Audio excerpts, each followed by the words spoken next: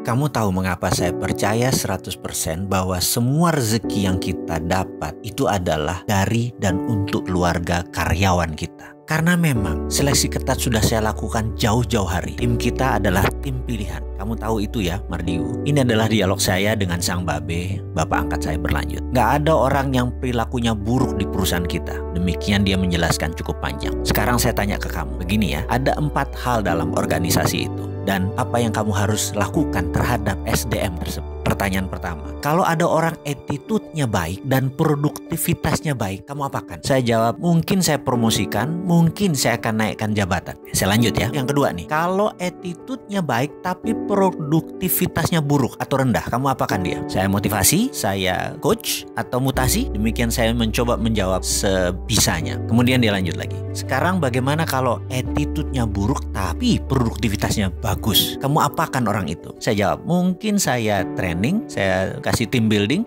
Oke, kita lanjut lagi. Sekarang kalau ada SDM kamu yang attitude-nya buruk dan produktivitasnya negatif, akan kamu apakan dia? SP3 mungkin, atau bahkan saya pecat. Oke, begini kalau di organisasi yang saya pimpin lebih dari 25 tahun. Kalau attitude-nya bagus, produksinya bagus, saya bahkan bisa spin off, kasih dia peluang naik sampai direksi atau mitra, bermitra. Syaratnya adalah dia terus-terusan melakukan hasil yang excellent. Berikutnya adalah kalau attitude-nya bagus tapi produknya lagi negatif atau minus, saya akan mutasi dia, training dia, team building, bahkan terus dikasih personal coach. Sekarang kalau attitude-nya buruk tapi sangat produktif atau produksinya dia positif, maka orang itu besok saya pecat. Berapapun ongkosnya, saya kasih pesangon, fire him, pecat. Dan terakhir, kalau attitude-nya buruk dan produktivitasnya buruk, saya pecat 2 orang. 1 dia saya pecat, kedua HRD-nya saya pecat. Karena pasti HRD-nya main dan tidak becus. Jadi ingat, hire on expertise, fire on attitude. Tidak ada ampun, hanya kita pilih